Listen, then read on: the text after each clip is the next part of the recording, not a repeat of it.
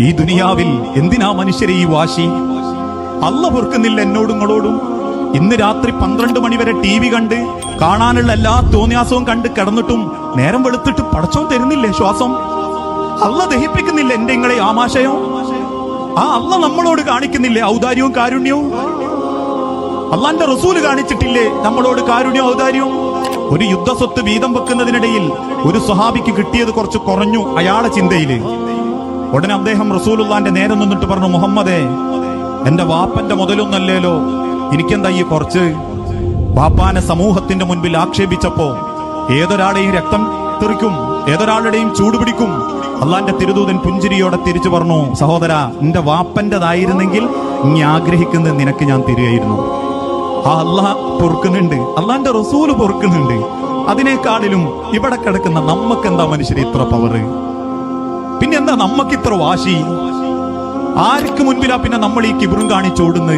അവസാനം മരിച്ചു കിടക്കുമ്പോ പണക്കുമായിട്ടാ മരിക്കുന്നതെങ്കിൽ പിന്നെ നിങ്ങളെ നിസ്കാരത്തിന്റെ കണക്കൊന്നും അള്ളാക്ക് വേണ്ടട്ടോ. പിന്നെ നിങ്ങൾ നോറ്റുവീട്ടിയതിന്റെ പവറൊന്നും പടച്ചോന് വേണ്ട.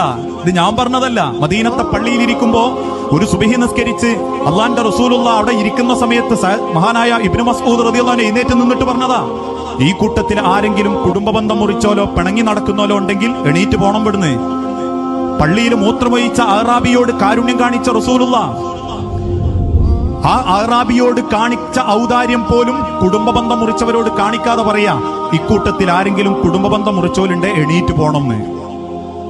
സഹാബത്ത് ചോദിച്ചു, റസൂലെ, പള്ളിയിൽ എഴുന്നേറ്റ് പോകാനോ അള്ളാന്റെ പള്ളി നാട്ടിപ്പുറത്താക്കാനോ? ഇബ്നു മസ്ഊദ് റളിയല്ലാഹു അൻഹു പറഞ്ഞു, റസൂലുള്ള പറഞ്ഞിട്ടുണ്ട്, അവരിയ്ക്കുന്ന സദസ്സിൽ അള്ളാന്റെ ബർക്കത്തിറങ്ങൂല. കുടുംബബന്ധം മുറിച്ചവര്, തമ്മിൽ തെറ്റി നടക്കുന്നവര്, അലോക്യത്തിൽ നടക്കുന്നവര് ഇരിക്കുന്ന സദസ്സിൽ അള്ളാന്റെ ബർക്കത്തിറങ്ങൂല. ഇത്രയും മനുഷ്യന്മാര്, നല്ല മനുഷ്യന്മാര് ജീവിക്കുമ്പോ അതിന്റെ ഇടക്ക് കുടുംബബന്ധം മുറിച്ച ഒരാളുണ്ട്, വാനലോകത്തുനിന്ന് മലക്കള് ശപിക്കുന്ന നാണം കെട്ടോനെ, ഈ കാരണം ആ സമൂഹത്തിന്, ആ സദസ്സിന് കിട്ടണില്ലല്ലോ എന്ന് അവര് ശപിച്ചുകൊണ്ടിരിക്കുന്ന അത്ര ഗൗരവ. പക്ഷെ നമ്മക്കോ പിണങ്ങാന്ന് പറഞ്ഞ മൂക്കിന്റെ തുച്ഛത്താ ദേഷ്യം. പെട്ടെന്ന് പിണക്കം കഴിയും. ഒന്ന് കയറി ചെന്ന് ചെല്ലാൻ. ഈ അടുത്ത ദിവസം ഒരു മയ്യത്ത് സംസ്കരണത്തിൽ പങ്കെടുക്കുമ്പോ ഒരാള് ആ കവറിലേക്ക് ആ മനുഷ്യന്റെ മയ്യത്തെക്കുമ്പോ പറയാ, നല്ല മനുഷ്യനായിരുന്നു, പള്ളിയിൽ സുബഹിക്ക് വരും, ചിലപ്പോ മോട്ടർ മൂപ്പരാടുക, എന്ത് മഴ ഉണ്ടെങ്കിലും മൂപ്പര് വന്നിട്ടല്ലാണ്ട് പള്ളി തുറക്കൂല, ഒരു പൈസയും മൂപ്പര് വാങ്ങിയിട്ടില്ല, എന്തുണ്ട് ചോദിച്ചാലും 10, 100, 1000 ആയിട്ട് തരും, നല്ല മനുഷ്യൻ. എന്നിട്ട് അവസാനം അയാൾ പറയാ, ആകെ ഒരു മോശം എന്ന് പറയാനുള്ളത് കാരണം ഒരു 8-9 കൊല്ലായിട്ട് പണക്ക, അല്ലാണ്ട് ഒരു കുറവ് ആ മനുഷ്യനില്ല. ഒരൊറ്റ കുറവ് മതി. ഇന്ന പഠിച്ചോ നിങ്ങളതൊന്നും സ്വീകരിക്കൂ.